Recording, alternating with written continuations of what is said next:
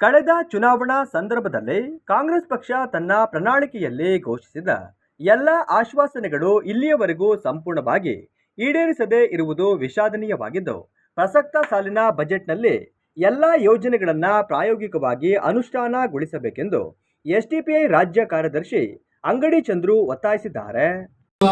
ಶಿಕ್ಷಣವನ್ನ, ವಿದ್ಯಾರ್ಥಿ ವೇತನವನ್ನ ಮತ್ತೆ ಹೆಚ್ಚಳ ಮಾಡಬೇಕು, ಖಾಲಿ ಹುದ್ದೆಗಳ ಭರ್ತಿಯನ್ನ ಮಾಡಬೇಕು, ಮೊಂಟೆಸರಿ ಶಿಕ್ಷಣಕ್ಕೆ ಪ್ರತ್ಯೇಕ ಅನುದಾನ ಮತ್ತು ಸರ್ಕಾರಿ ಕೋಚಿಂಗ್ ಸೆಂಟರ್ಗಳ ಸ್ಥಾಪನೆ ಮೂಲಕ ಗ್ರಾಮೀಣ ನಗರ ಅಸಮಾನತೆಯನ್ನು ಹೋಗಲಾಡಿಸಬೇಕಂತಕ್ಕಂಥ ವಿಚಾರನ್ನ ಬಹಳ ಮುಖ್ಯವಾಗಿ ನಾವು ಇಟ್ಕೊಂಡು ಒಂದು ಬಜೆಟ್ ಅನ್ನು ಮಂಡನೆ ಮಾಡಿರ್ತಕ್ಕಂಥದ್ದು.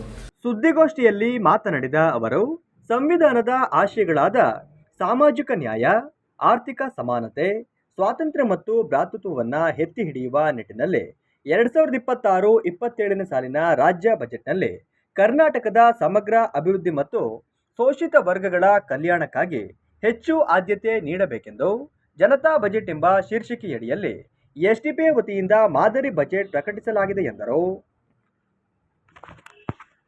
ಇಲ್ಲೇನು ಈ ರಾಷ್ಟ್ರೀಯ ಶಿಕ್ಷಣ ನೀತಿಯನ್ನು ತಿರಸ್ಕರಿಸಿ ಕರ್ನಾಟಕದ ಸ್ಥಳೀಯ ಅಗತ್ಯಗಳಿಗೆ ತಲುಪುವ ನೀತಿಯನ್ನು ಬಲಪಡಿಸಬೇಕಂತಕ್ಕಂಥದ್ದು. ರಾಷ್ಟ್ರೀಯ ಶಿಕ್ಷಣ, ಭೂಮಿ ಹಕ್ಕು ಮತ್ತು ವಸತಿ ಹಕ್ಕು ಮತ್ತು ಸೇವಾ ಕ್ಷೇತ್ರದಲ್ಲಿ ಬಡ ಜನರಿಗೆ, SC STಗಳಿಗೂ ಕೂಡ ಮತ್ತು OBC ಅಲ್ಪಸಂಖ್ಯಾತರಿಗೆ ತಕ್ಕ ಭೂಮಿಯನ್ನು ಕೂಡ ಕೊಡಬೇಕಂತಕ್ಕಂಥ ಒತ್ತಾಯವನ್ನು ಕೂಡ ನಾವಿಟ್ಟು ಈ ಬಜೆಟ್ನಲ್ಲಿ ತರಬೇಕು ಅಂತಕ್ಕಂಥ ಒತ್ತಾಯವನ್ನು ಕೂಡ ನಾವಿಟ್ಟಿದ್ದೀವಿ. ಬಹಳಷ್ಟು ಬೇಡಿಕೆಗಳನ್ನು ಇಟ್ಟು ನಾವು ಈ ಒಂದು ಜನತಾ ಬಜೆಟ್ಟು ಜನರಿಗೆ ಪೂರಕವಾಗಿ ಕಲ್ಯಾಣ ಕರ್ನಾಟಕದ ಒಂದು ಜನತೆಗೆ ಪೂರಕವಾಗಿ ಇರಬೇಕಂತಕ್ಕಂಥ ಒಂದು ಬಜೆಟನ್ನು ಮಂಡನೆ ಮಾಡಿ ನಮ್ಮದೇ ಆದಂತಹ ಈ ಒಂದು ಬಜೆಟನ್ನು ಪುಸ್ತಕವನ್ನು ಕೂಡ ರೂಪದಲ್ಲಿ ತಂದಿದ್ದೀವಿ.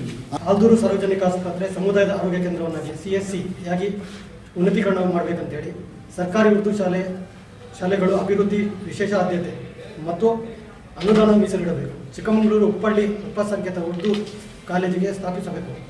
ಕಾಡು ಪ್ರಾಣಿಗಳ ಹಾವಳಿಯಿಂದ ರೈತರು, ಫಸಲು ಮತ್ತು ಸಾರ್ವಜನಿಕ ಸುರಕ್ಷತೆಗೆ ಆದ್ಯತೆ ಮತ್ತು ಪರಿಹಾರಕ್ಕಾಗಿ ಹೆಚ್ಚು ಹಣ ಮೀಸಲಿಡಬೇಕು. ಸುದ್ದಿಗೋಷ್ಠಿಯಲ್ಲಿ ಮುಸ್ತಫಾ ಆಲ್ದೂರು, ಮೊಹಮ್ಮದ್ ಮುಬಾರಕ್ ಉಪಸ್ಥಿತರಿದ್ದರು.